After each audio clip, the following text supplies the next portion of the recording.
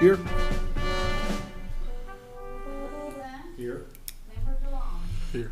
We've got a quorum to do business. First item is consider approval of the minutes from the June 12th, 2025 special board meeting, which was our budget work session. I think Kathy distributed those minutes earlier. Kathy distributed those minutes earlier. Does anybody have any changes, corrections? If not, do we have a motion? So moved. We have a motion. Do we have a second? Second. We have a motion second. All those in favor of adopting minutes say aye. Aye. Aye. Those opposed, minutes are adopted. Next item, 2.1, consider approval of the workers' compensation renewal in the amount of $116,399.59. Hans, or Tyler, you gonna take it? Yeah, I'll take it. Okay. Good evening.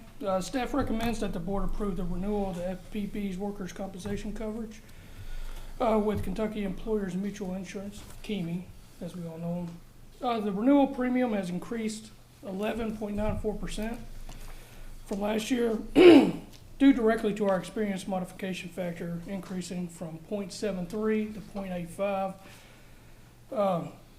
The renewal premium, if approved, is, as you said earlier, $116,399.59, and will be effective July 1st, 2025.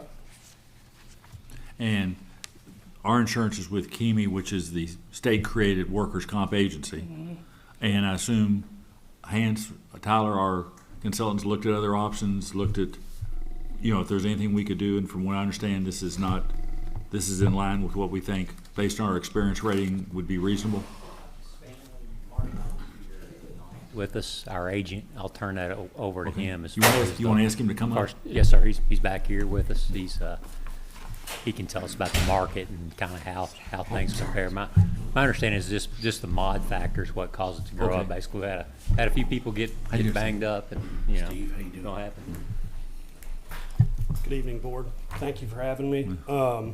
And Tyler kind of stole my thunder, but the experience mod factor, which is calculated by NCCI, which is the National Council on Compensation Insurance, the premium, if the mod didn't go up, it would have actually decreased. So the premium overall went up 11.94%, and that was a direct correlation of about a 12-point swing in the mod. And we had a couple of claims during the year, is that correct? Yes, sir. Yeah.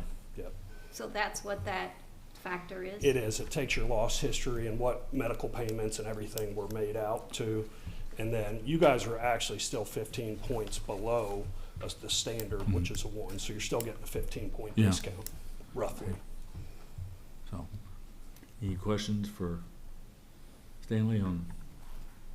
And David, you've built this into the budget. Yes, sir. When we go over the amendments, we did increase it 6,500 from to account for this change. Okay. Anybody have any questions for Tyler or Hans or Stanley? If not, do we have a motion? So moved. We have a motion. Do we have a second? Second. We have a motion and second. All those in favor say aye. Aye. Aye. Those opposed? Policy is adopted. Thank you, sir. Next item is financials. First item is financial statements for the month ending May 31st. Mr. Denton. Good evening. What we have before you tonight is financial statements through the 11 months ending May 31st, 2025. So this is getting ready close to the end of fiscal year 25. I'll just hit some of the highlights, very similar to what we've talked about in months past. This is looking at page 35, our statement of net position.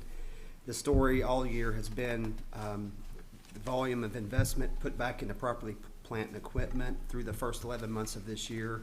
The plant board's invested $16.5 million in making sure we can keep safe, reliable utilities. So that's the biggest story on the statement of net position, or otherwise known as the balance sheet. When you look at financial performance for the company, looking at our revenue and expense performance through the first 11 months, I'm looking at page 40. Overall, you look at total revenue, we're up about 1.7% versus expenses, which are up 0.29. So we'll still be able to keep a little bit of a margin there to be able to make sure we can reinvest back into the plant and also have sufficient for debt service and cash reserves. So we did have a little activity between the last time we saw you with our auditors, just a little bit of interim financial or audit procedures within the last month. So that'll be picking up significantly in August. We typically, in the month of July, would ask for a reprieve from financial reporting while we get our books closed and reconciled for the month, and then we would bring the June and July statements to you all at the August meeting. Okay. So that'll Is be a everybody lot of, Okay with that? That's fine. Okay. so that's a really quick summary of where we are through the 11 months. Be glad to answer any questions. And I just wanted to point out for the auditors, and I think everybody's aware of this, you know, the auditors are gonna be in here. If any board member has something that's concerning you that you wanna talk to the auditors about, you feel free, you can talk to them directly, confidentially. I mean, if you say, I want this looked at or whatever, they give us that opportunity every year, and that's available. And you don't clear that with any, you just, if you wanna talk to them, you tell them you wanna talk to them. And, so with that, do we have a motion to accept the financials for the month ending May 31st? Or does anybody have any questions of David? If not, do we have a motion to accept the financials? So moved. We have a motion, do we have a second? Second. We have a motion second, all those in favor say aye. Aye. Those opposed, financials are adopted. The next item is consider approval of the 2025-26 fiscal year budget and accepting the 5-year plan. You've got several handouts in front of you. You've got one that David prepared, I think he'd sent everybody earlier in the day, and it shows, it looks like this. It shows all the changes from the June 12th meeting. The only thing we have to do is consider the 2 items that we asked for additional information on. So, first, we've got this, so that's the budget, which is still open, so if anybody disagrees with anything that's on here, wants to change anything, talk about it. We've not formally adopted this. This rolls up, that's now in the budget draft, everything we talked about on the 12th. What's on the table at this point is 2 things. One is you've got a narrative like this, that's justification for adding a full-time producer-director. And then Nichelle has put together the information in terms of what we talked about in terms of the salary information. That's highlighted, that's in front of you. So let's go on, if it's all right with everybody, let's take we can ask Kathy to come up, or David Columbia, we can discuss it. Or if someone wants to make a motion on the adding a full-time producer-director, whatever the board's preference is. Do you mind if I just jump in here? Sure. I really am glad they put this together. I think it lays it out really well. Yeah, I think the key that I'm getting from this is not adding but reinstating. It's been an open position from a retirement, so they've been working, sounds like for a while, short-staffed. while But it maybe- wasn't in the budget that we considered, right, the vacancy, correct. But at the same time, their needs of the community may have been growing, and they've been just trying to make it work. And I think we see that with, the amount of money they've been spending on part-time staff and the potential overtime. So, I don't know, when I do the math, on the low end, you add 25 potentially in additional revenue to 8,000 to 10,000, that's closes the gap, 43 out of Yeah, 65,000. the closest I could get to it was, the cheapest we could come out is it nets to about 20. And that's Yeah, about net, 20, net. yeah. And then But on the high that's end. hoping the advertising comes through, but definitely, I think the overtime is some hard savings.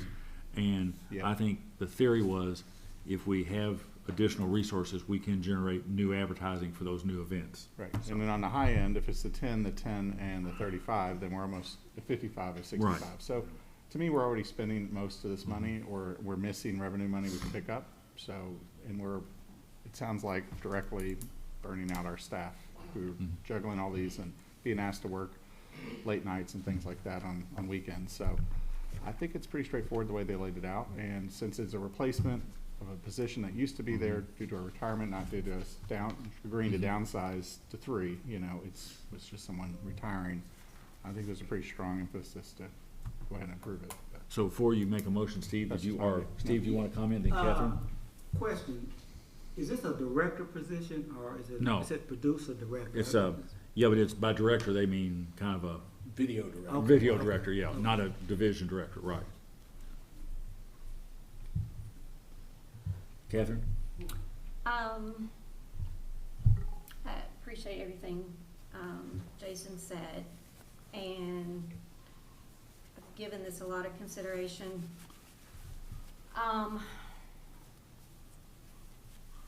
I don't feel like we should do this, that's gonna be my position. Okay.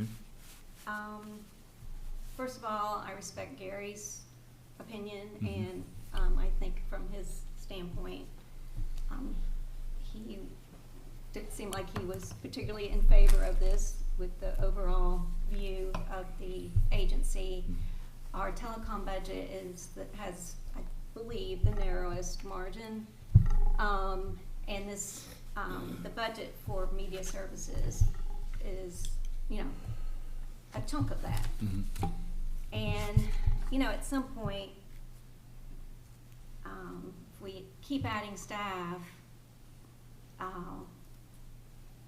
it could increase rates, particularly in telecom, obviously, because this is under their budget, and we have to kind of look at separate pots of money here in our budget consideration. I appreciate all the explanation. I think we all have appreciated everything media services does.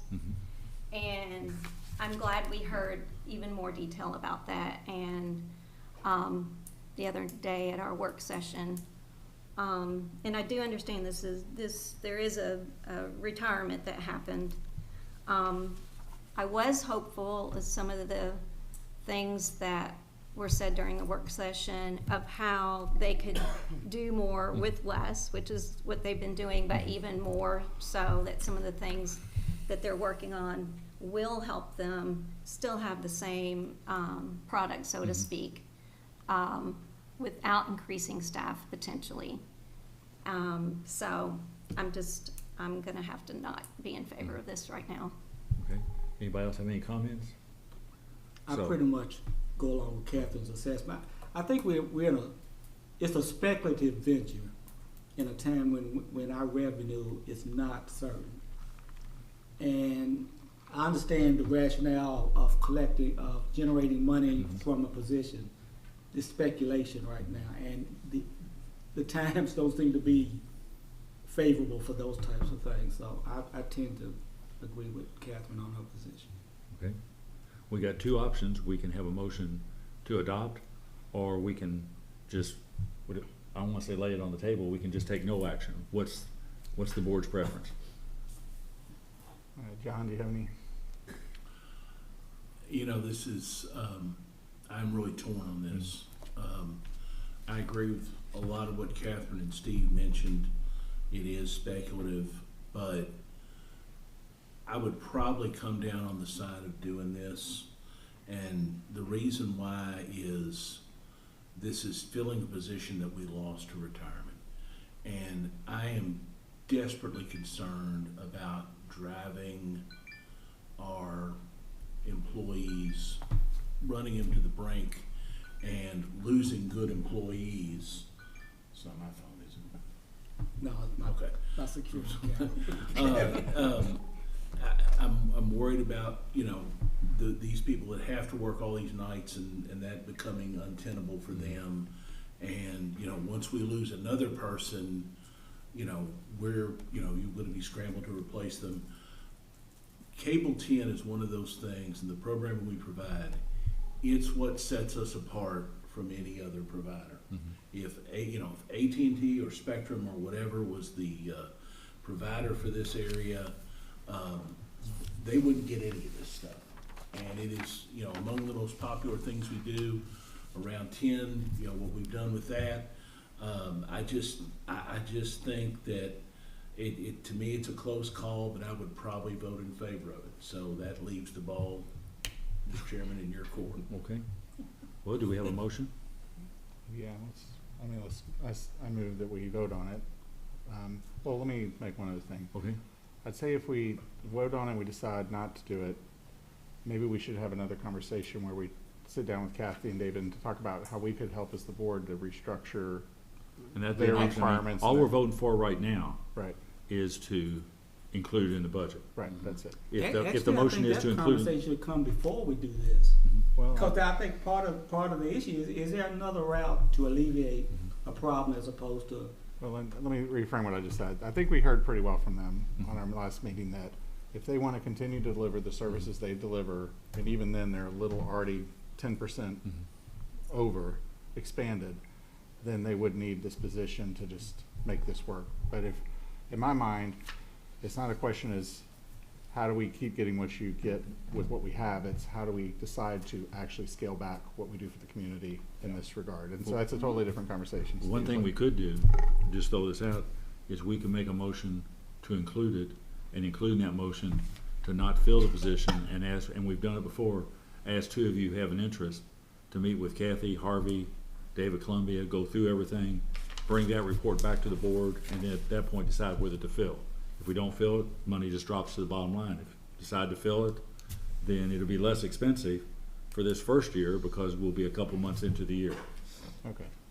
I think that's, I like, is if everyone's on the same page, that's maybe what I want to include in the budget, but I guess I'd like to team up with someone if people want me involved in that, Sure. and just work with Kathy and David to really go through this, because once again, I think John summed up really well, is we talk about a lot as a plant board how we're different than these other providers and how we're sort of the community's utility, and this truly is, outside of our billing, almost the biggest way that the community interacts with us as a whole, either seeing us out at games or watching it or catching on YouTube. So I think to lose that, especially with the other forms of media we have in the community scaling back, and I don't say we're becoming a news channel, Right. we play a vital role that if we are going to scale back, I'd like as a board to decide how we're going to scale back strategically to make sure we don't burn out the staff we do have. So I guess I'm making a motion to include it in the budget with the caveat that you made, that we would then have a little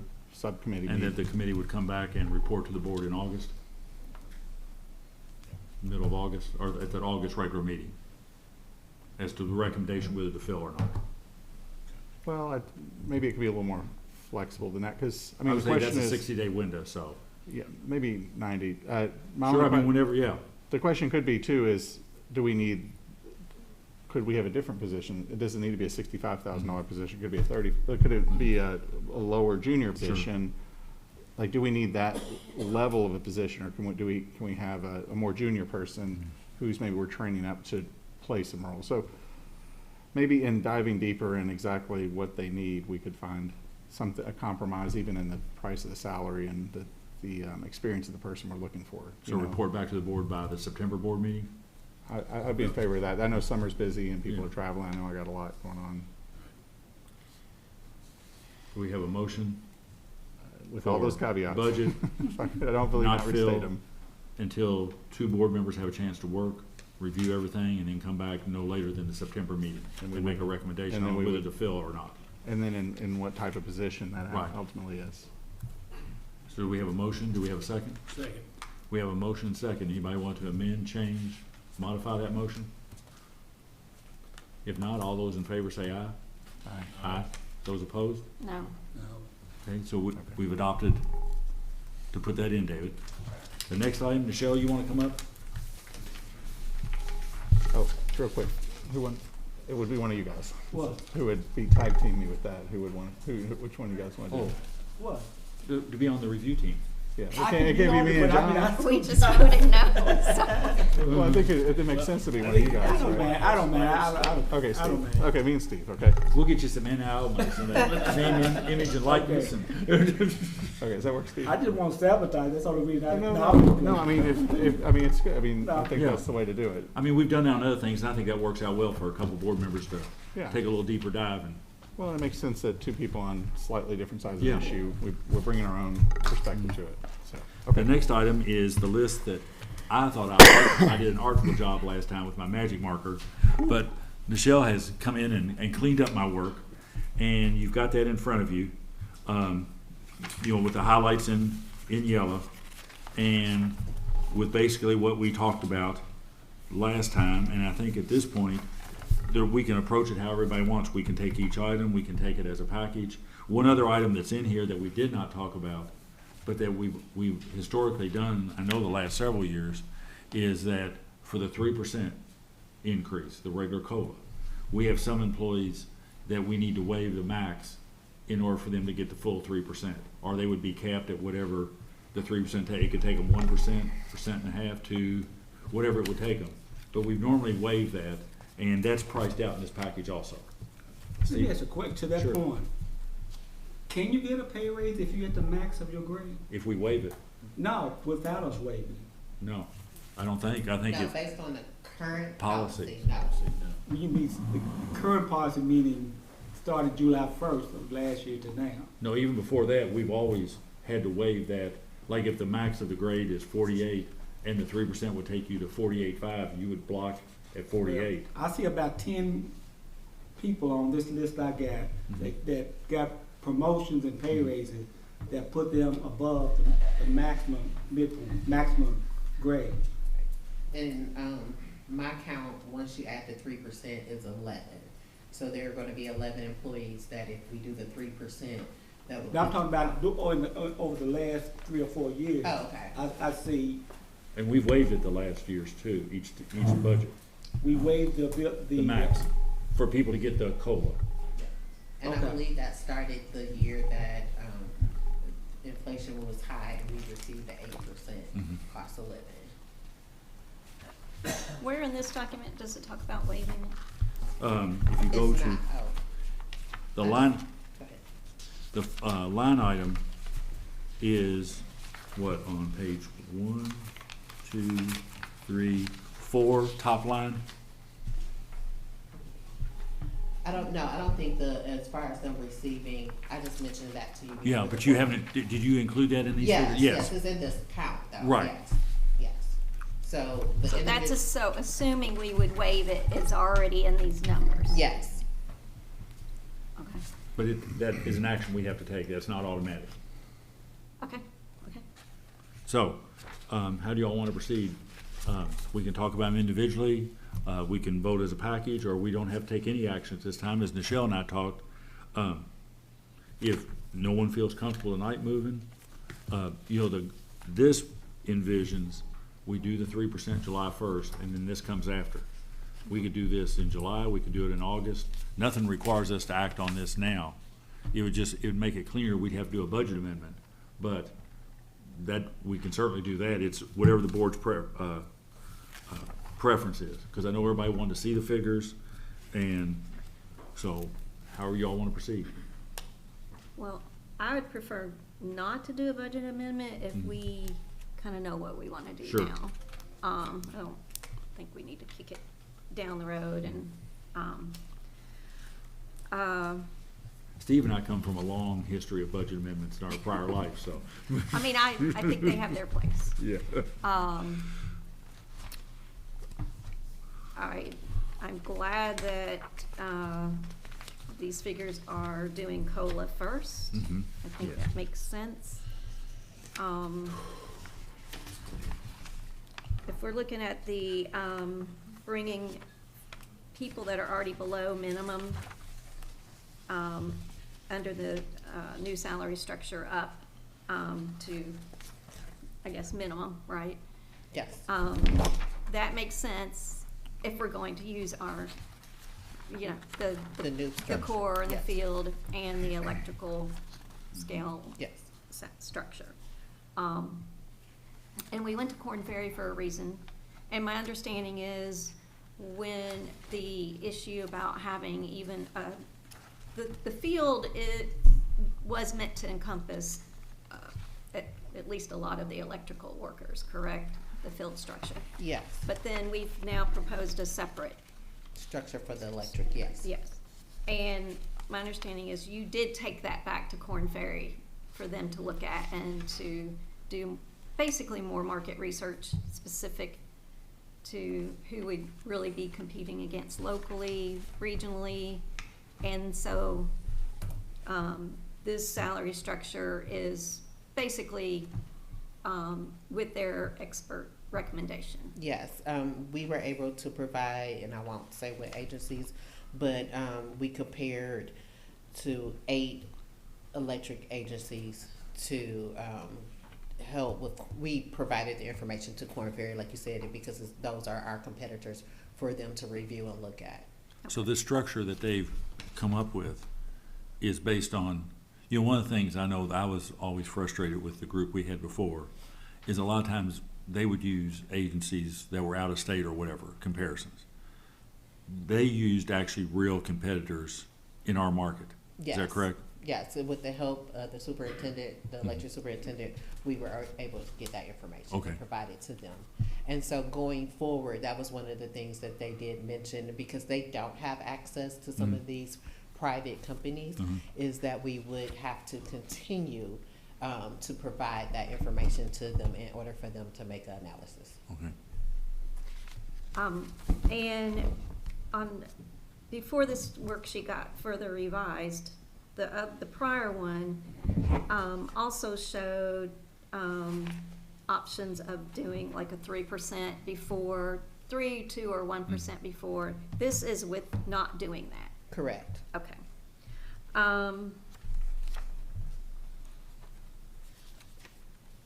The other two, sports services director reclassification, the heavy truck equipment reclassification. That's the one I want lobby for, though. Yeah. The heavy truck, 3 years on the heavy truck. We've been through this heavy truck a lot. Yes, it took us almost over 2 years to hire for that position.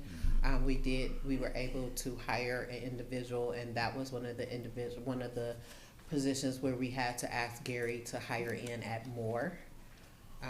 So it has been a struggle. Hopefully we will keep everyone that we currently have, but if we would have to, we want to make sure that that's been fixed. Yeah. So as far as for the current budget, when David did the some of the more recent updates and put that into the proposed, that actually came out less. But then we have the service center improvement, which I just don't think we have an option to do or not. So if you combine that service center project, and then these salary adjustments, including all the benefits and everything, at like 180,000 for this year. You know, we're getting close to $1 million. And I did ask if we can handle that. And cash flow wise, the answer was yes. So the plant board, yes, we have not invested at the level of capital projects that we anticipated. So we're gonna be about 10 million below spending or investment. So that's gonna push everything out. So that does help with cash. And if the board feels these payroll adjustments are necessary, it's, you know, is it a priority? So. I mean, I think these are the, I don't know how else to put it, the cheapest way to do them, doing the 3% COLA, not doing the 3, 2, or 1% on top of the electrical employee salary scale. So I am in favor of these proposed salary adjustments. Of the KSU, I'm completely in favor of the internship. I just think, and I did talk to Mr. Cuban about this. And Michelle told me, I asked her your question before we got started. She said they can't work more than 99 hours in a month. Right. And I think. So I just did it at the max, but because of KPPA, they won't be able to work, and we're estimating maybe 20 hours a week, but it could be less. Right. Well, I guess there was a little hope put in me that we could still do the internship, but have the budgets, whatever, if it's an electrical or telecom,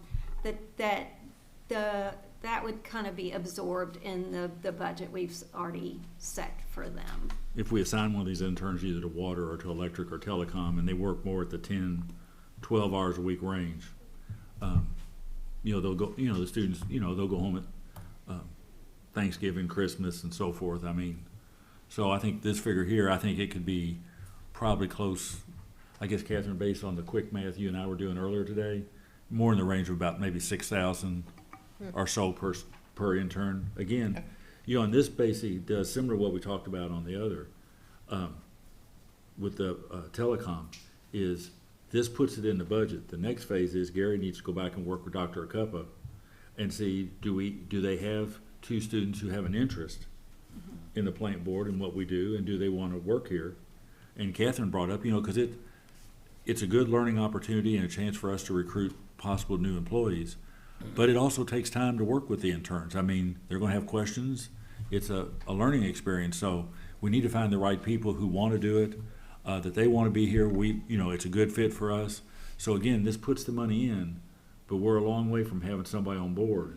But I know you, Gary, you've talked, at least twice, 3 times to Dr. Acuppa? Yes, Yeah. I did. And also potentially we can open up for the work study, which is if they have a program, they have a paid student, if they want to gain some real life, for their resume or their future employment. And this is also open up that too. Right. potentially. Well, I think it would show a commitment if we put it in the budget. I would like to cut that in half, though. I'd like to do 15. Okay.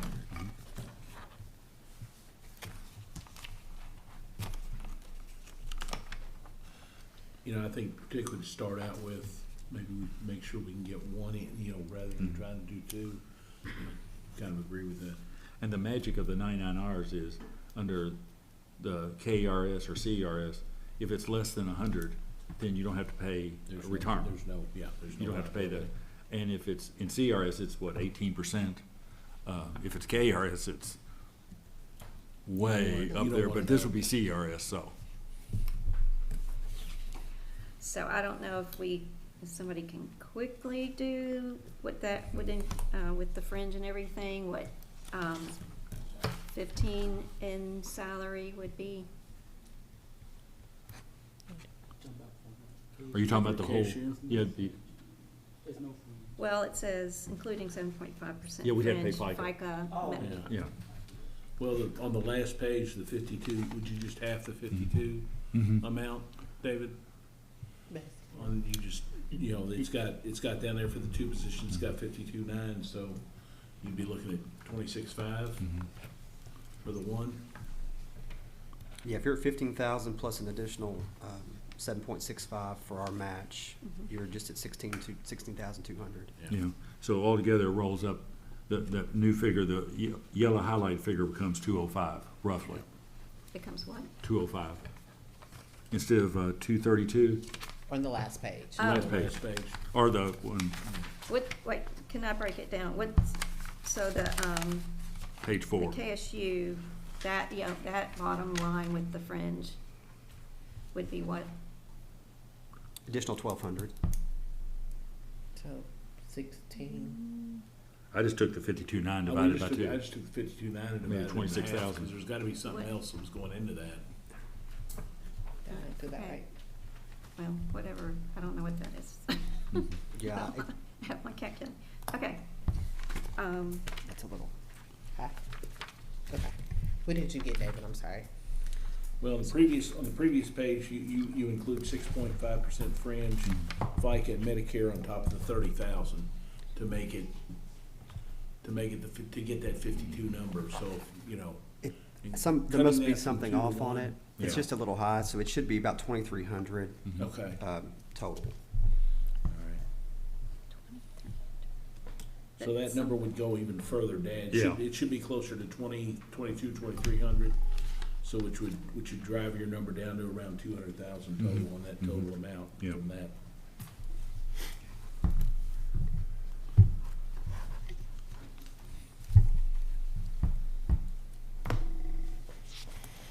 So John, can you explain, the general, in their pay raise of 3%, 3% is the COLA, which would be effective on July 1st. and then Any actions we approve on this sheet would follow that either on July 16th or August 1st. well, for me, I just feel like all these things are in a vacuum. I have nothing to anchor anything to. I look at that, and I've always agreed with these positions that here need, probably need some help, perhaps. But their pay rate over the last 4 years have been, I hate to say 70%. And so I don't know how. Counting promotions, reclasses, everything. Yeah, Yeah. class promotion with that, it's not, I just don't know how how you justify that on that, on top of that. I'm not asking you for that answer, that's a rhetorical question, so. The witness does not have to respond. I mean, and each one of these positions on here are like that. Over the performance over the last 4 years have been just like what I've just said. And so it's almost like you got, we're not looking at, I don't see this, we're looking at it in different contexts. One, just global compared to the outside world, and I'm kind of looking at it also as how has this position moved over the last 6, 7, 8 years, and the pattern that is going over 6 and 8 years. Because as I said the last meeting, this is like a cancer.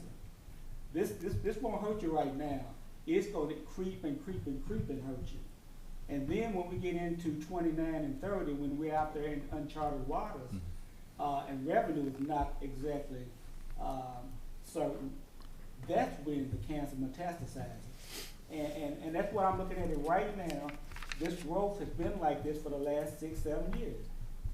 It's been below midpoint, COLAs, get to midpoint, promotions, reclasses, and it goes on, and it results in these compounding percentage increases that, you know, it's hard for me to vote for. So I just leave it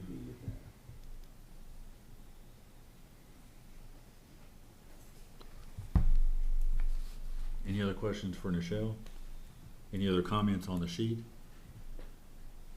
Any other questions on the numbers or whatever? And so I guess where we're at is, we're kind of back to where we were on the telecom.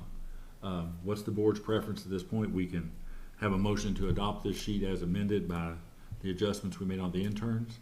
We can pause it, come back and discuss it later, or we can pick off any of these items individually or as a group if we want to proceed with them. I'll make a motion that we adopt the proposed salary adjustments and the proposed KSU part-time internship budget by half. Okay.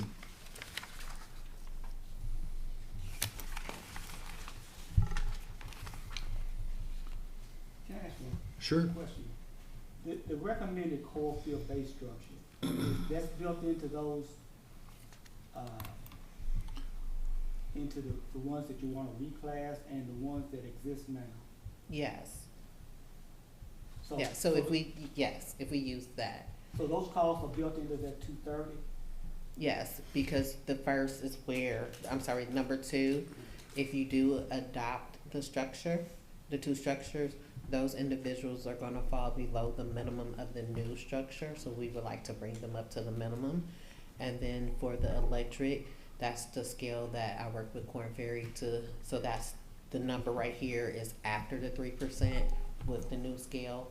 So the individuals that we need to move up for the electric will receive a 3%, and then we're going by the proposed. So those costs are in the 200? Yes. Yes. And I will say this, when we had the discussion, which we had a lot of discussion on Korn Ferry, and we went with it for a couple of reasons. One, they're a very large national organization. They do the state government's work. You know, we don't know how state government's using their data, but we know whatever we're seeing in data, that state government's seeing that same data. They're the same source. And one of the things, and I had, you know, going back and forth on Korn Ferry, the one thing I liked most about what they recommended was they did come back with the field structure on electric, water, and telecom, and then core for all the other administrative. And to me, that was important simply for the fact that on those 3 business lines, we are in direct competition with the private sector in this community. And we've always talked about it, that we train people and then they can be stolen by another employer. A lot of state government's not that same way. Some parts of state government is, IT, some other areas. But and Steve raises some great points, and it's a tough business. Because we need the linemen, we need the water workers, we need the telecom people, And we basically have to either steal from someone else and bring them here, or hopefully pay them enough that they don't leave us. And once we change, and we talked about this last time, when we went to Tier 3 in retirement, everybody did. The Tier 1, which was a very strong system, is no more. And Tier 3 is not as strong a system, so we basically have the same retirement system now that the private sector does. The 401k is basically what Tier 3 is, with some tweaks, but it's in essence the same. So, I mean, and Steve's right on the concerns. I mean, we're trying to compete in an area, we're trying to keep rates in line, and we're competing with the private sector who are going to pay what they need to do to offer their product. And in addition to that, we offer some value-added services like in telecom that other people don't offer, but we're not charging for. So I mean, Steve raises some very valid concerns that we have to weigh, because whatever we adopt here will be in the budget when we see it next year on July 1st. We'll already be in the base. Everybody, it's just a truism that everybody eats down the food chain. Mm-hmm. You can slow the eat, but you cannot stop it. And so there's no need of us trying to stop it. We cannot stop it. Mm-hmm. And that's my real point here, is that you need to be more conservative in how we spend money, because the future is really uncertain, particularly in this business.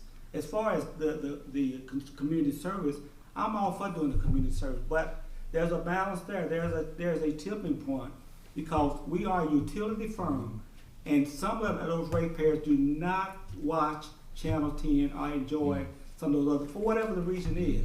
So I can't make them pay for things that they don't want, or don't watch, or don't see the value in. So there's a balance, and there's a tipping point for that. So that's what I'm saying, when on that position, that's what I'm looking at.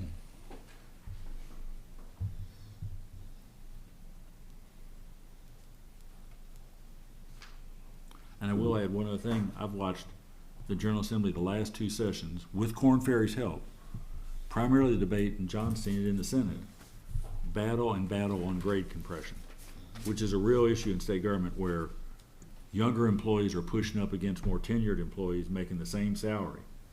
And they've yet to figure out well, there's ways to solve it, but it's got a big price tag. But you do face where a 20-year employee and a 10-year employee are close to the same dollars. You can say, well, that's what the job pays. But people will say, no, experience and tenure is worth something. So they've struggled with it. Korn Ferry has given them numerous reports, and they've sent the personnel cabinet back numerous times to try to solve it. And they've seen it, but they keep saying, we can't spend that much. It's not easy to solve some of this stuff. It really isn't. And Michelle, what is, I mean, obviously you've put this forward. You've looked at these numbers exhaustively. Overall, the morale of the staff, like, if we do portions of this and not the whole enchilada, I mean, this is pretty public. Do you think it's going to affect the overall morale, or do you think there's going to be any impact on how staff sort of sees our commitment to them and how we support them? I do, because we are currently working from a 2022 salary grade structure. That was postponed to do any adjustments to that because we wanted to look at Korn Ferry. And here we are, like 3 years later, and we've kind of gone back and forth with Korn Ferry, and it started with just, they offered us a package. We tried to piece the package together. And so I think it's been a long, a long road. So just for my staff and the employees, they've been waiting, just to see what the outcome is. So I think it would kind of lessen morale. Lessen morale to not do something? To not do something. To not, yes, I'm sorry, to not do anything. We have Catherine's motion to adopt the report that's in front of us with the adjustments on the intern salaries, which this also includes, and I want to make sure everybody that what your motion is, that does your motion include waiving the maximum so that all employees get the COLA? Yes. Yes. Okay. So does anybody have a second or a different motion? or we have So- silence. So once again, your motion is to approve pretty much everything in here except reduce the internship position. From 2 to 1. Okay. And Steve, that, your concern is, that's the cancer, as you called it. Yeah, it is a cancer. I mean, it's not this one action item, but it's the pattern that we have done over every year since I've been on it. It's been the same thing. Next year, this will go up next year. And then we'll be back in the same boat. We'll pay $85,000 to Corn Ferry, and they will give us a revised report that says these rates, these levels went up, and then we will adjust these salaries to that, plus a COLA. But let me just ask you this, I mean, you've spent much of your career with budgets and things like that, this is not an area I'm very strong in, but isn't that the nature of inflation, isn't that the nature of the economy, isn't that the nature of all of this, that every year? Then you're assuming that both of those things go hand in hand in a business, and they don't. The economy and the economy somewhat runs separate from business. Now, business try to keep up with the economy, but sometimes for a business decision, the business decision may be it's too costly for us to keep up with the economy. We have to do something different. And all I'm saying is, in the case of some oppositions, we will never reach KU's level. So why are we chasing a rabbit that we can never catch and chasing ourselves into some fiscal problem later on in the future? Well, and I appreciate your perspective and all your experience, but I don't even know if we have to chase KU. I don't see it as that. We've got That's what we're internal. doing in this. That's what Corn Ferry wants to get this. Well, I personally see, and what Michelle just said, is we have staff who are trying to keep up with the economy and inflation, and they've sort of been very patient.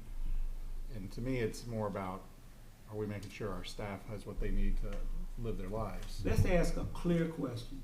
Okay. What is the average pay raise, percentage pay raise across the board for the plant board? Take 1 year or take 4 years? I'm asking them. Oh. I know what it, I know generally what it is, but Yeah. when you look at that, a state worker and a city worker and a county school employee and a city school employee would jump for joy for that average. Yeah, I know, but what John's saying, and once again, guys, I'm seeing this a little bit from the outside because I'm trying to learn from you guys on budgets, is what John's saying is we compete with the state and the nonprofits in the community for some of our staff, but then some of our staff is competing directly with the private sector, and that's a whole different animal. But let me just ask you this, and this is maybe me just, with inflation going up in the last few years, all the things have been going up, everything's getting more expensive, tariffs now are making things differently expensive. At a certain point, you know, it's as you said, it's two sides of a coin. You know, one side is what we pay internally, but one side is rates. And people in this community are moving up with the economy, hopefully, in their salaries and stuff. And so rates moving up eventually is part of that equation. Well, ask another question. Is the COLA that's been set over the last few years, are we keeping up percentage-wise with the COLAs that have been going forth for the last 4 years? And yes, we are over the COLAs. Yeah.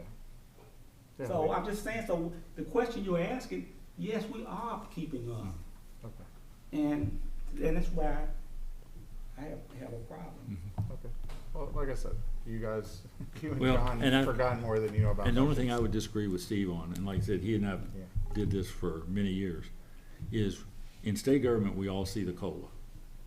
We don't see the other side, because what happens in state agencies is when it comes to promotions, reclasses, merit raises, things like that, it's based on if the agency can afford it. If you want to do a grade change, and you say we need to do, and this has happened numerous times where transportation has wanted to do grade changes for their engineers to reduce the number of personal service contracts. Well, the first thing personnel and the governor's budget office does is they go back and say, can you come up with the money internally?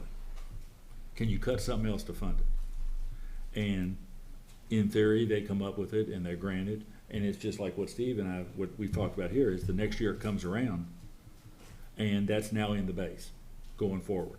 But that's not, that line item is not budgeted separately in state government. It has to be absorbed within the operating budget. So if you want to do a grade change promotion, it maybe you leave a position vacant 6 months rather than 3, and that's how you afford it that first year.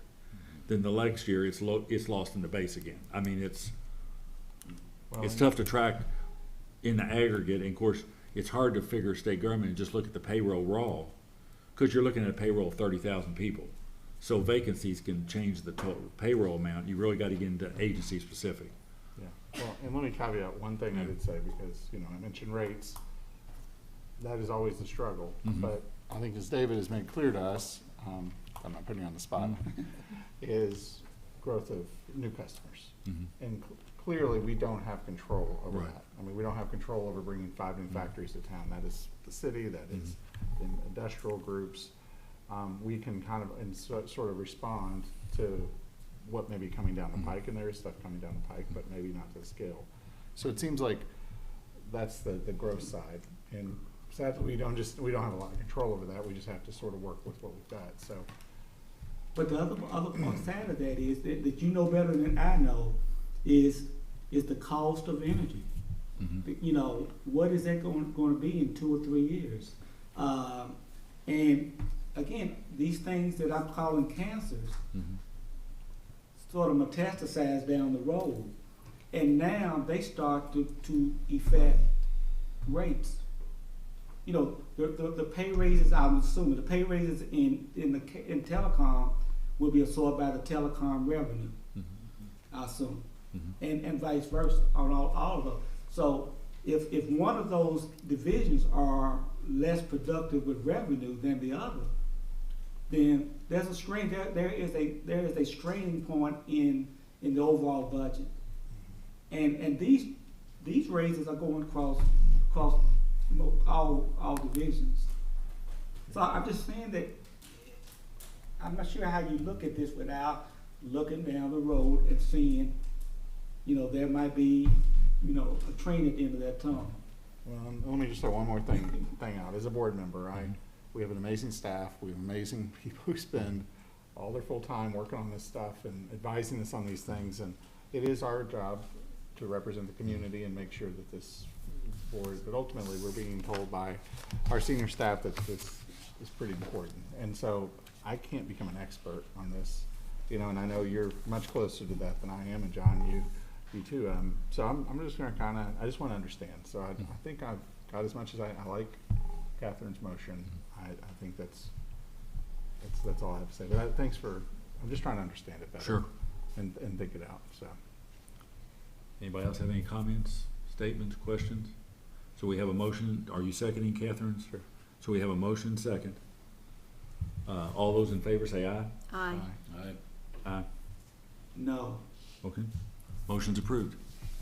Michelle, thank you. Thank you. Steve, thanks. Next item What I was thinking. is department first, any Finish. huh? Oh, now at this Finish point, the whole thing. we need a motion. We also gotta do the service center too. Oh, the service center's already rolled in, right, David? Yes. Yes, in that, Okay. Yeah. in the document that shows us any changes from the budget from our public meeting, we have that capital project included, an actual reduction of $69,250, plus the changes we just discussed with payroll. So the motion would be to take the budget, this document, as amended by the sheet David gave us from the changes on June 12th, as amended by the 2 actions we just acted on, and rolled into one document and authorize you to prepare it in final and submit it to the Department of Local Government. Yes, and we will provide copies to you all once that's complete, and make sure all the documentation's done as it should be. Okay? So So moved. we have a motion. Do we have a second? Second. We have a motion second. All those in favor saying aye. Aye. Aye. Those opposed? No. Budget's adopted. Next item is item 4. Information item, any public comment, Ms. Poe? No, sir. Next one, departmental reports. Mr. General Manager? Yes, sir. We're gonna start public information.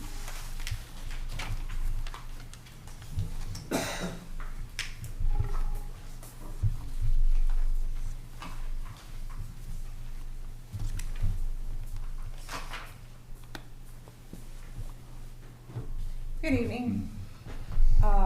We have finished the school year, and so in the past couple of weeks, we've been giving out scholarships. So I'll just announce the ones that we've given. Since 2018, we've partnered with a Rotary Club and their Youth Fund Foundation to give out scholarships. We give 3 a year, and in the amount of $2,000 each, one to a student from each public high school. This year, our FPB youth scholarships went to Ben Schrader from Frankfurt High School. He's going to be majoring in business administration at the University of Kentucky. Landon Giles from Western Hills High School. He's going to be majoring in integrated strategic communications and marketing at UK. And our third scholarship went to Aiden Tilk from Franklin County High School, and he's going to be studying welding at the Kentucky Welding Institute. So we're very proud of all of the graduates this year, especially those that stood out and were able to receive the $2,000 scholarship from the Frankfurt Plant Board. With that, I'm going to leave it at that because we've had a long meeting. So thank you guys. Are there any questions? Okay, Nope. thank you. All right. Next is our Network Operation Center, Darren Rimble.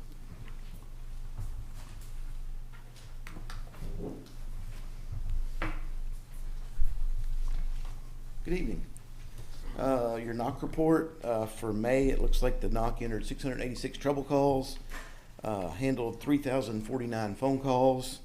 On the locate side of the house, we conducted 617 locates. That's 6,489 for the year, for the fiscal year. So not much else to report from the knock. You know, business as usual. Summer's here, it's getting busy. You still fully staffed? Fully staffed. Fully yep. staffed? Yep. But other than that, doing well. Okay. Any questions for me? No. Thank you. Thank you. Next is the customer service, April.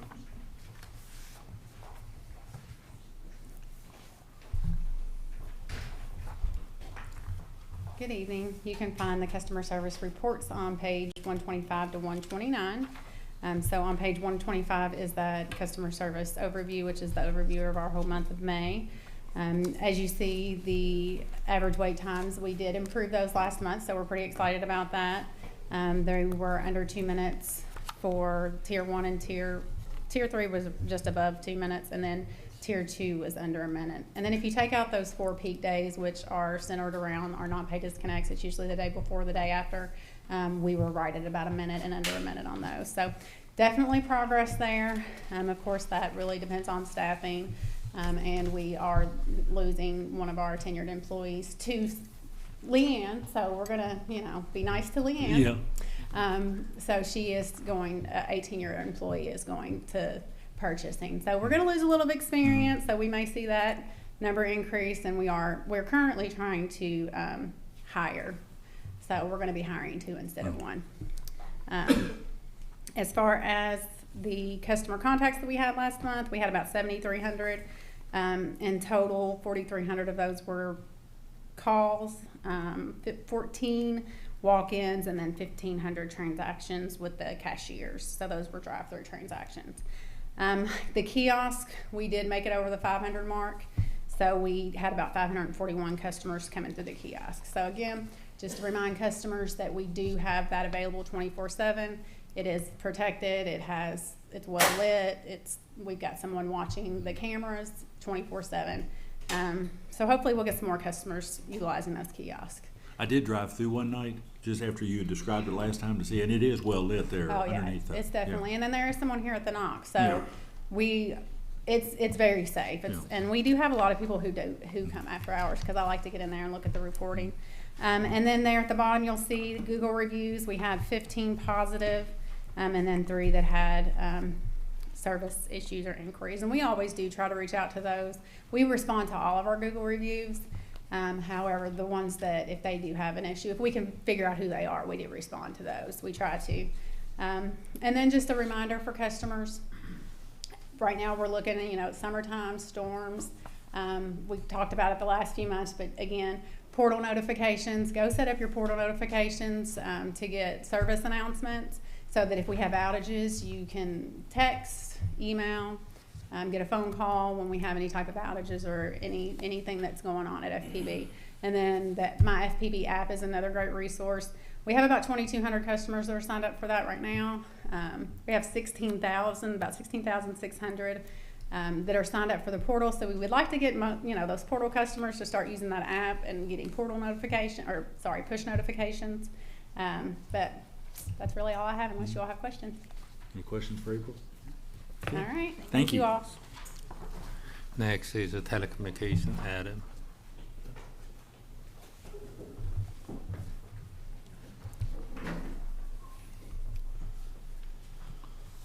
Good afternoon. The telecom report starts on page 131 of your board packet with customer numbers. Looks like we added about 300 next-band customers this month, so that's pretty close to average. We're trying to keep that number up as we roll into the cutover. We had 5 outages for the month. 4 were blown fuses related to storms, and then we had a tree come down on Meadow Lane.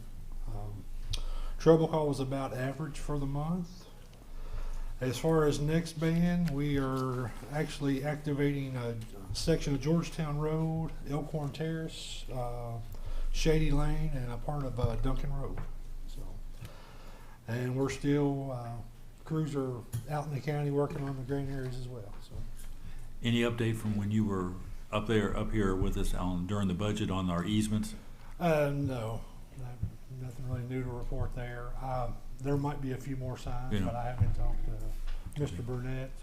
And of course, I've seen the email about them opening up the window again for pre-qualification. Yeah. So I'd say with them opening up, that might push that, before we find out anything, maybe to the fall. So And that was in regard, I think you all behind saw that. the email that, we applied for the latest round, that limited area. And apparently, we had heard that we might know something in June, and now what they said they're reopening, people can, providers can apply again. Yeah. Okay. Thank you, sir. Thank you. Next is electric department, Scott and Travis.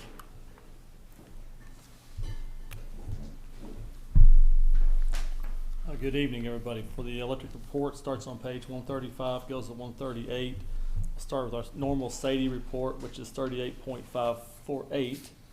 Page 136 will show your top 10 outages for the month with 1,617 customers.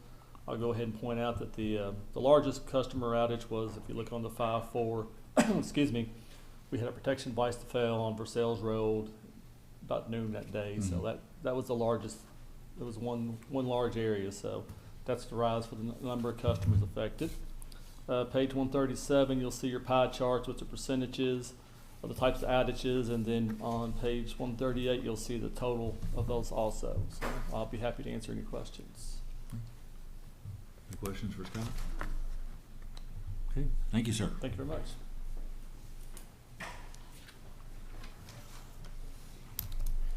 Good evening, everyone. For AMI, electric installs are at 21,702, so we are at 98% for electric. Water installs 14,815, and they're kind of trailing right behind us at 86%. The SEPA report begins on page, just a second here, 139 of your board package. So our SEPA charges, our total SEPA bill is $83,175. Our net payment for SEPA was $126,075 for a profit to the board of $42,900, which brings us through April of 2025 at $531,757. So starting off strong with SEPA for 2025. Is that about, David, where you were tracking what you thought would bring in? Yes, sir. Okay. Happy to answer any questions. Any questions? Thank you. Thank you, sir. For next QMEA, I really don't have anything new to report to the board, but I will happy to answer any question if you have any. Any questions for Gary? Okay. Okay, next is our safety. Tyler, please. Safety report begins on pages 143 to 144. There was no OSHA recordables for the month of May or vehicle accidents. Good. Yeah, very good. Any questions for? Thank you, sir. Next is our water distribution. Bruce.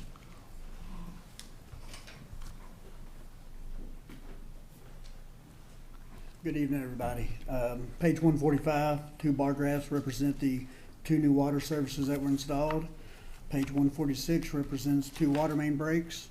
Those two water main breaks, the information on page 147 shows we had two water outages associated with those. You know, crews working really hard, super busy, a lot of development going on, a lot of water main being laid. Also, you know, the basic hydrant flushing still going on. That'll be wrapping up probably next 6 weeks, give or take, weather and, you know, emergencies throughout the day. But we got about 1,445 hydrants flushed, got about 500 left. And then AMI, we're roughly 87-88% complete in the water. Other than that, everything's busy and business as normal. Is summer worse or better than winter in terms of pipe breakage, or is it doesn't really make any difference? It's what it is. A lot of times in the winter, people associate the real cold weather, pipes breaking, which is, you know, that is common. You know, also, I mean, we've had a whole lot of leaks when it gets really dry. The ground starts to shift, it gets too dry. Not obviously right now, but you know, late August, September, drought conditions, we actually have a lot of main breaks through the ground shifting and, you know, really busy during a drought situation, so. Any questions? Okay, thank you, sir. All right. Next is the water treatment plant. Brendan.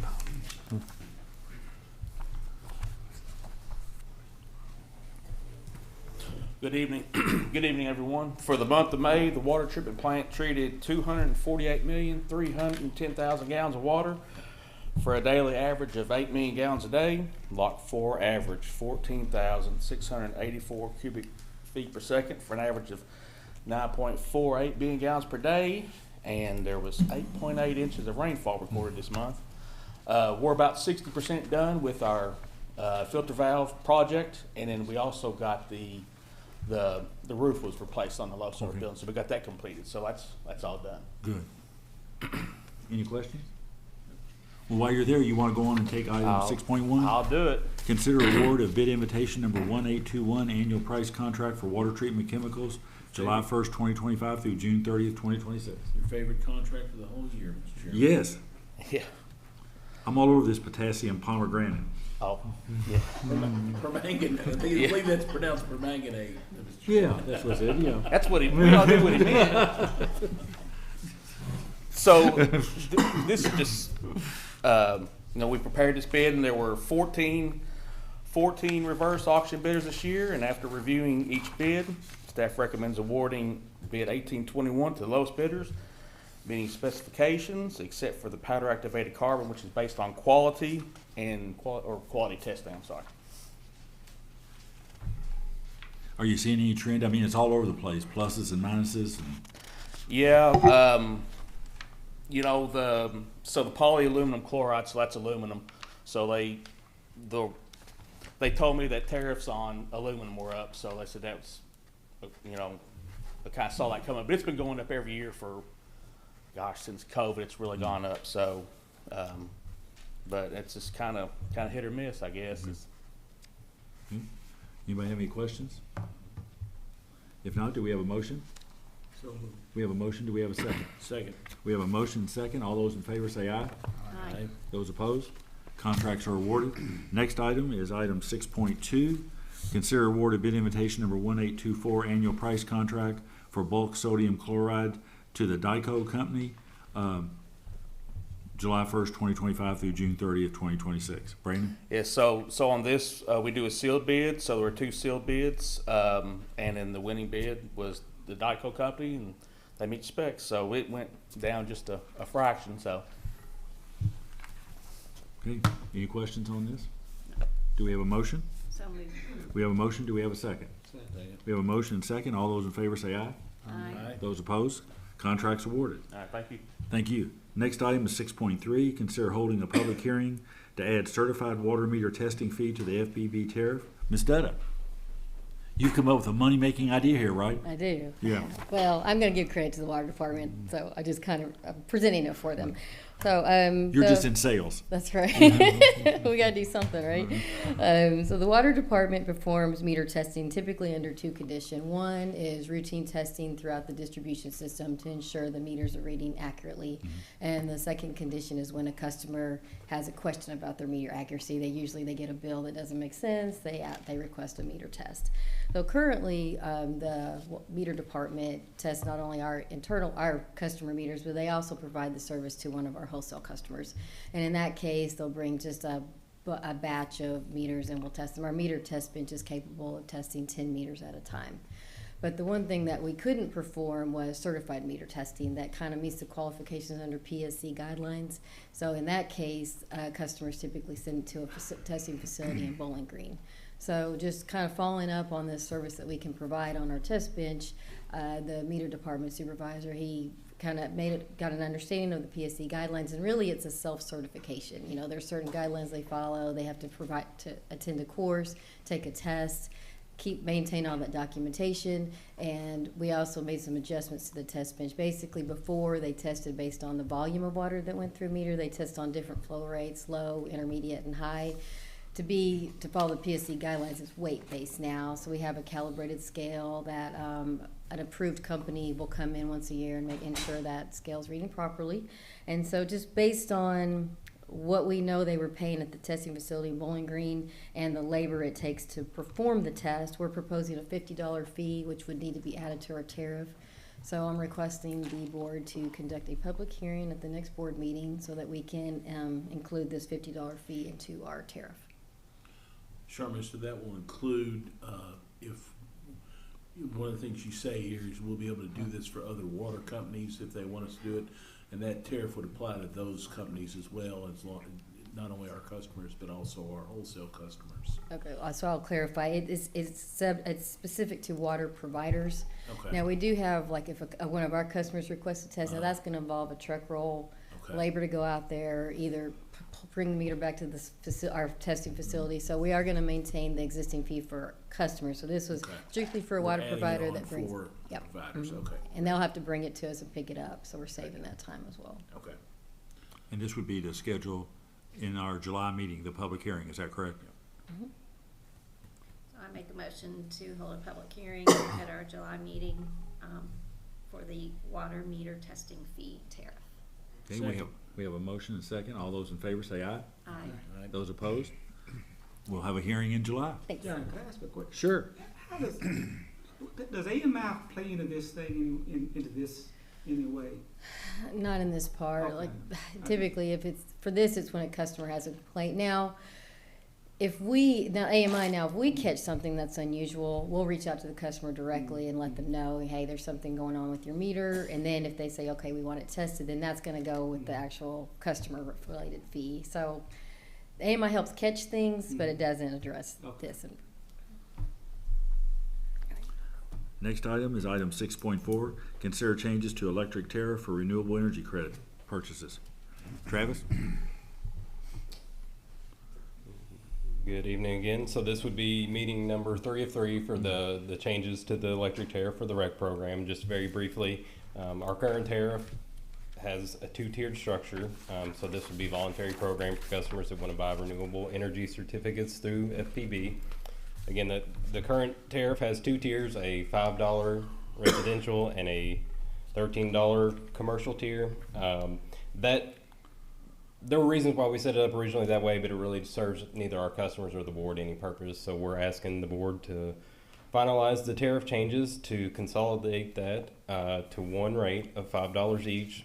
So again, how it works, customers, if you're interested in renewable energy certificates, you could just contact the board and you could buy those directly through us. We can buy them at $5, so that it would just be a direct pass-through rate under the new structure. And we had the hearing on this? And we had no comments? No comments at all. No comments? Correct. No comments. So do we have a motion? Motion. Or so moved. We have a motion. Do we have a second? Second. We have a motion and second. All those in favor say aye. Aye. Those opposed? Adopted. Thank you, Travis. Thank you. Number 6.5, consider approving 1, increasing the rate for cable network pass-through fee, increasing Number 2, increasing rate for bulk cable 1 and bulk cable 2. Number 3, defining new Nextband internet packages and rates and new add-on services. Number 4, establishing Nextband Now package and fee. And number 5, updating Section 8 of the tariff. Harvey. Thank you, Mr. Chairman, members of the board. This is just like Travis's item. We held our public hearing last month. Didn't receive any comments there or since. And we're proposing to increase the rate for our cable network pass-through fee, which you know, as a reminder, is just an absolute pass-through of the cost that we're required to pay for the channels that we distribute on classic cable. I've got a handy chart that I update every year, and unfortunately it continues to go in the same direction. Mr. Schneider, you had asked we add the retransmission fees. Yeah. That's the purple line. It's like a subset of that orange line, so Right. that you don't add them together. You don't add them together, right? Yeah. So that's the first item. A 5% increase is what we're proposing on the cable network pass-through fee, and then additionally, bulk cable 1 and bulk cable 2. Those are driven by our classic cable fees. So asking to increase those at the same rate as the cable network fees. The third item are proposing 4 new packages for our Nextband services, which we are excited about bringing new features and value to our customers with that. And then item 4 is our Nextband Now over-the-top video package, which will allow folks to get cable channels without the expensive sports and local broadcast channels. And then finally, item 5 is the update to the tariff for cable 10 and leased access to give more flexibility on new content and new channels in that space. So happy to answer any questions you guys may have on this item. And again, we had received no comments regarding this matter at all during the comment periods, correct? Yep. Any questions for Harvey? Mr. Chairman, I just want to say, I mean, I'm pretty excited for this because that's the first time we started offer 5 gig to the residential anyone. And also another part is the outdoor Wi-Fi. If a customer have a large yard, they want to cover all the way back, this is also available. I'm pretty excited for too, yes. I make a motion that we approve the increased rate for cable network pass-through fee for bulk cable 1 and 2, for defining new Nextband internet packages and rates, establishing Nextband Now package fee, and updating Section 8 of the tariff as defined and considered at the public hearing in May. Do we have a motion? Do we have a second? Second. We have a motion and second. All those in favor say aye. Aye. Those opposed? Motion's adopted. Thank you. Next item is item 6.6, consider approving AMC Networks renewal. Harvey? No, you're, and before you try to move after that one, you got one more after that, buddy. I know, yeah. Yeah. All right, I just figured we just do them all. So this is a renewal of a programming agreement. Staff and the Cable Advisory Committee recommend the approval. It's an NCTC agreement with a term through April of 2029. The AMC Networks agreement covers AMC, the channel itself, as well as BBC America and Sundance on classic cable, as well as IFC, BBC World News, and WE TV on preferred cable. This agreement actually affords a reduction in our rates beginning next year, and it also gives us the ability to resell the AMC Plus, which is their over-the-top service. And so there's a revenue share on that, as well as some opportunities for us to package that with some of our internet services or other video packages. So I think it's a win-win as far as this agreement goes. Any questions for Harvey on this? Hey, do we have a motion? So Do we have a second? Second. All those in favor say aye. Aye. Those opposed? Motion's adopted. This doesn't affect MeTV, right? No, sir. No, yeah. I'll let you know when that one comes It's up. important stuff, John. That's good stuff. Item 6.7, consider approving HBO, Cinemex, and HBO Max amendments. Harvey. This is another renewal, an NCTC agreement with a term through July of 2028. It covers the rights to the HBO cable channels, as well as the Cinemax cable channels, and also HBO Max, which is the formerly known as Max and also formerly known as HBO Max beforehand, which allows us to authenticate the HBO Max for our customers who subscribe to HBO. There are no additional carriage requirements or obligations, and just recommending approval of these three amendments. Okay, any questions of Harvey? So moved. Okay, we have a motion. We have a second. Second. We have a motion and second. All those in favor of it, say aye. Aye. Those opposed? Motion's adopted. Item, Harvey, great job. Item 6.8, and you got, if you go to your many handouts you have, this is a handout, it's multi-pages. It's item 6.8, consider award of bid invitation number 1826, annual price contract for ductile iron pipe, ductile iron fittings, and tapping sleeves. And since this was, the agenda was printed, Leanne's got the updates here on the pricing, so, Leanne? Good evening. We purchased most of our pipe, fittings, and tapping sleeves from an annual price contract. Quantities on the bid are estimates, and vendors are advised that the orders may exceed or fall short of the estimates. And this year's bid invitation was sent to 5 vendors with 2 responses received. And staff recommends awarding all categories to Core and Main as they are the lowest bid. And I would like to note that the pipe is up 4.25% from last year. Fittings is 16.5%, and tapping sleeves is almost 7%.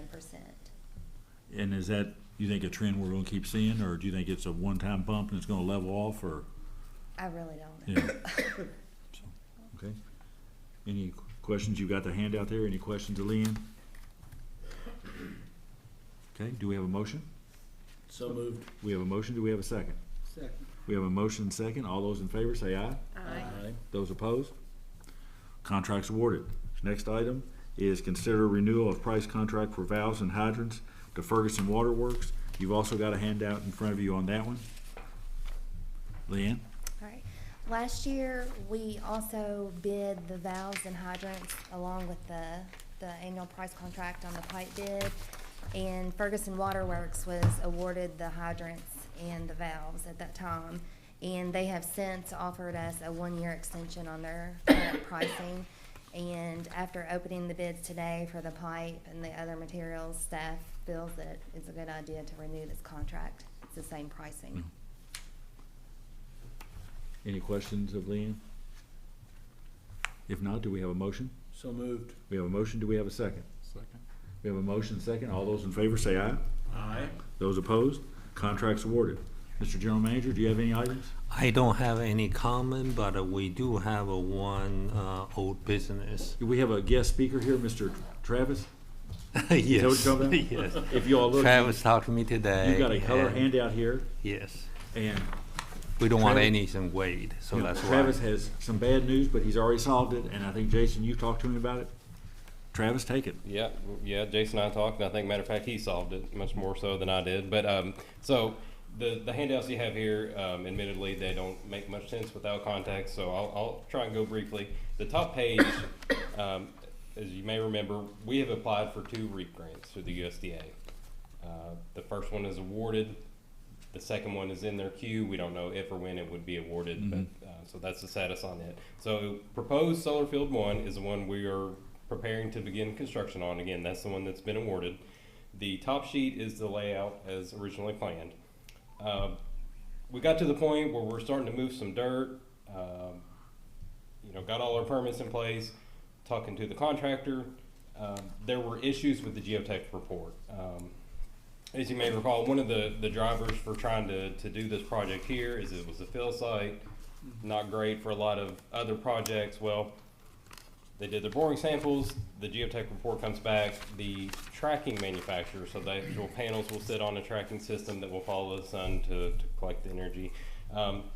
They took opposition to what they found in the geotech report.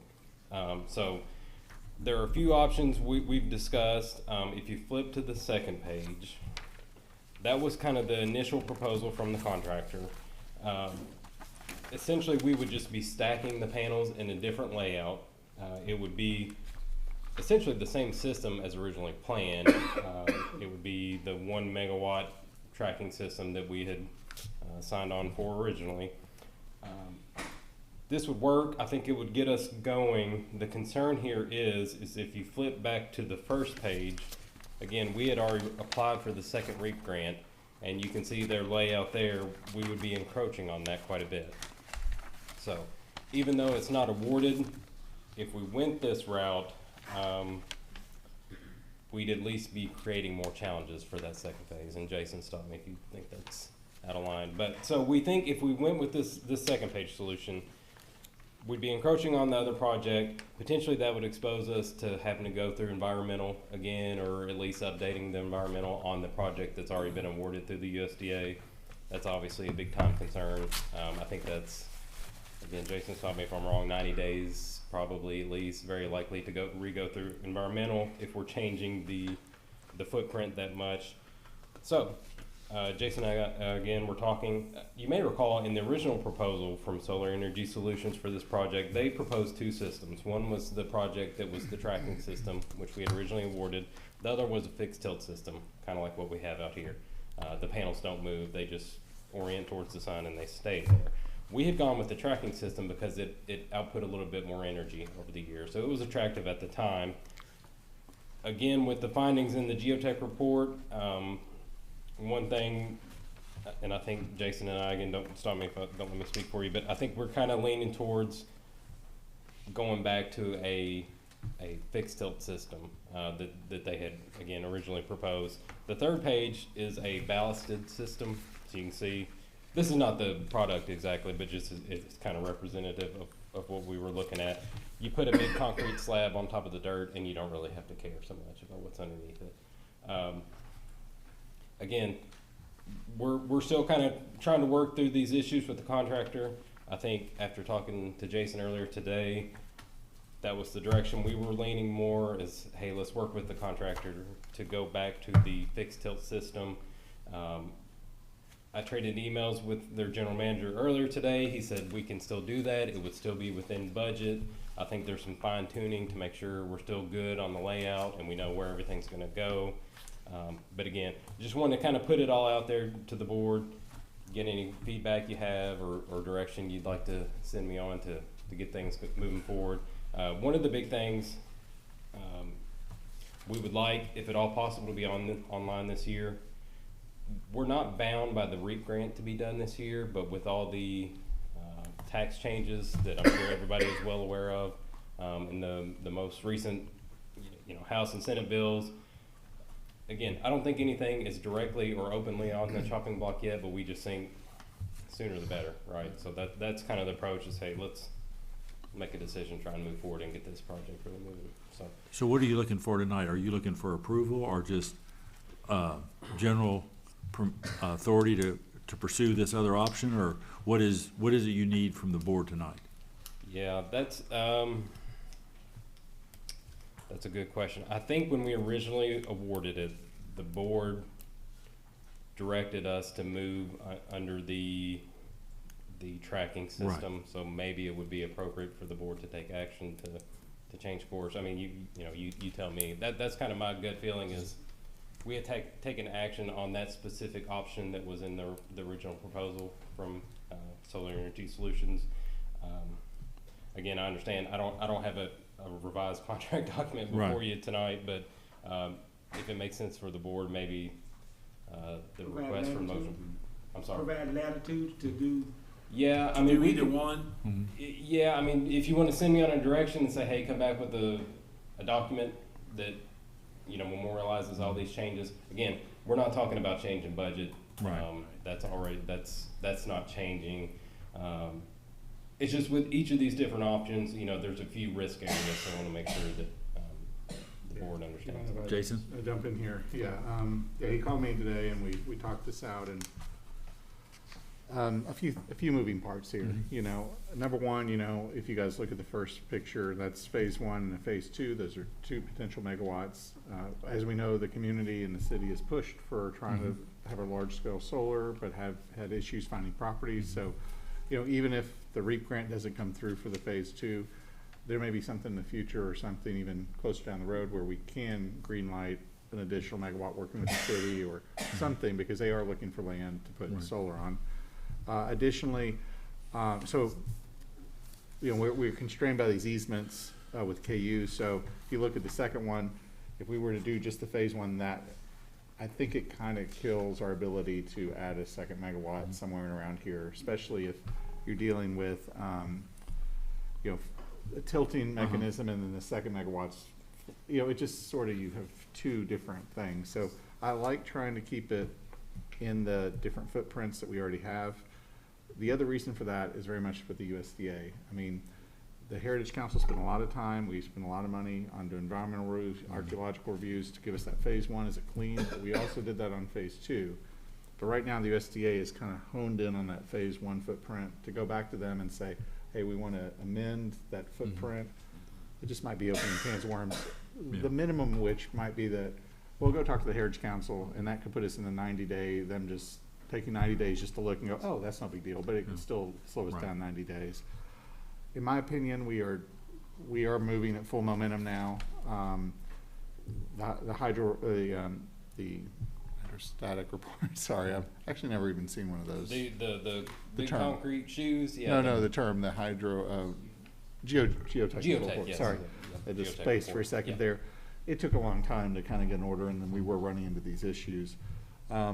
If you look at the very last page, while I like the ballasted approach, is the other sort of unknown that we had is, according to the archaeological work in the Heritage Council, if we started drilling these, 8-foot pylon holes, and suddenly Indian pottery started coming out of the hole, we gotta stop everything. We gotta immediately drop back and go get everybody back involved and start spending money again. If we do just the surface mounted concrete stuff, we're just rolling, you know. We don't even have to worry that there's something under the ground we're gonna turn up. So if speed is of the optimal, going back to the fixed panel that's sitting on the surface, these things are gonna weigh a massive amount, so they're not gonna move around or shift around, they're just gonna be there. I think it's the best plan. And then, I don't remember it because it's a million years ago, but you know, a year and a half ago when we were looking at the proposal, I did remember there wasn't that big of a difference in energy production between the fixed and the tracking. Typically, tracking systems, single phase tracking and two axis tracking come into effect in markets where peak demand is really important, like New York and California, where even shifting it 2 hours in one direction could mean a lot more money from generating the electricity. We don't have that. We're gonna dump it into our grid, it's gonna disappear. This is a fraction of our base load. So I was actually initially wanting to go with the fixed anyway, because in my mind, less moving parts, the better. And even when we were talking to Solar Energy Solutions, my biggest question on the single axis is how many gyros are there? And they said 1 per string, and so, okay, it's not 200, it's more like 30. But still, you know, I mean, Less moving parts. less moving parts. wrong. I mean, Less these ideas, maintenance, these yeah. panels are warranted for 20, 30 years. But then you start getting moving parts in, and maybe it's only warranted for 10. Suddenly, you've got people out there trying to fix it, and maybe the system's not working properly. So fixed, it solves us on not going deep in the ground. It solves us on not having extra moving parts we don't need. They just sit out there, make power. Occasionally have to Windex and squeegee them. Joking. And then it just lets us move forward as fast as possible. Because right now, our ability to build these systems at the best rate for our customers, whoever ends up off taking this power, is based on the ITC's nonprofit carve out. And right now in the House bill, they're taking something that probably was gonna send 3032, and they're trying to axe it this year with the idea you have to start your project, and there's still even some question, what does starting a project mean? So we've got the grant, we've got this, it's a huge incentive, we should just move forward as fast as possible. So what's your So we motion want direct? to change, we want to make a motion to change this to a fixed. I would like to make the panel. motion to allow Travis to move to a fixed system if that makes sense and is aligned with the USDA, because I don't want to lose the time in a month to come back. Because we do have to go back to the USDA. We have to say, hey, we're shifting slight technology. It's not the panels. They're not going to worry. It's the rotation, yeah. The only thing that they could have a slight pushback on, which I'm not too concerned about is just the fractional 5% reduction in energy. But when I asked Travis to ask Low Energy Solutions, I assume the tracking does cost a little bit more than a fixed, I know. And then also, we're not putting huge boring holes in the ground, we're just having little concrete footprints. Once again, very heavy, so they're not gonna walk off anywhere. I hope that maybe it's a slightly lower cost and we can maybe add some additional panels that get us into, that close that gap. Because what the USDA is gonna look at is power in, power out, per dollar invested, and I just wanna make sure we get as close to that, so it makes it as easy for them to go, yep, no problem, keep rolling. I don't think they're gonna have an issue with this. They allow some scope changes because they understand these 2 and 3 year projects and things change. But I'm also glad, from what I'm hearing, is Solar Energy Solution is staying with their pricing for the panels, right? Where they're not trying to reprice them. So we've got a pretty good deal here. It's just like full steam ahead, in my opinion. So thanks for listening. That's So, just. Hans, do we need to take a formal motion, or is what Jason has described, do we need a motion, or just general direction to staff, or? I think if Travis understands the direction, you wouldn't need a motion, but it's the board's, either if you wanted to formalize it more, then you could, but as long as the staff is understanding what the expectation is, then I think we could do. If you can authorize staff to, who will Let's do go- it. I'll go ahead and do a motion to authorize staff to make necessary design changes to the Solar 2, I'm gonna call it Solar 2, array, in keeping with getting the project done as early as possible and with the least amount of cost and encroachment on, certainly no encroachment on Solar Array 1. And I'd make one just little amendment. I just want to try to hit that $2 million mark because that maximizes the grant. So it's least cost. That's why I'm saying if we end up somehow coming slightly below because how we're changing, I'd like to build back up to get to the 2 million just to maximize the $1 million. Spending up to $2 million on the project to take full advantage of the grant. And it might be a little bit higher just by the nature that we were hitting right around that, but I just want to make sure we at least maximize 2 million to make sure we get the grant full grant. What we can do is when we have a final agreement in the material, any change, we can always bring back to the board to prove it, to make sure every document is closed. But meanwhile, we just don't want to delay. You gave us our rights, we move on, make sure we update to you. I would make that motion, Mr. Chairman, if Kathy's got it down. We have a motion, do we have a second? I'll second. We have a motion second to do what we just talked about. All those in favor say aye. Aye. Those opposed? Okay. Thank you, Travis. And let me clarify, because I'll be working with Travis on this. We basically just said that if they're needing to order materials or they're needing to go ahead and get started and you're doing a new design, we've got the clearance to all do that along this new path. It's just, at the end of the day, he's bringing an update back to the board. Right. We got it all done, we're rolling hard, we're good, and everybody's happy, he said. Yes. Okay, perfect. Travis, thank you very much. Thank you all for such a quick solution. Mr. Snyder? Mr. Chairman, I will request permission to call closed session pursuant to KRS 61A-10-1C to discuss pending or proposed litigation regarding the contract matter, insurance matter, administrative agency matter, declaratory judgment regarding property, and an MDL matter. Also under KRS 61A-10-1B for deliberation on the future acquisition of a specific piece of property. Since publicly discussing the said property would likely affect its value, and also under 68-110-1N to select a successful bidder for the award of a local contract. We have a motion to go into closed session. Do we have a second? Second. We have a motion and second. All those in favor of going into closed session, say aye. Aye. Those opposed? We're going into closed session. Everybody want to be back in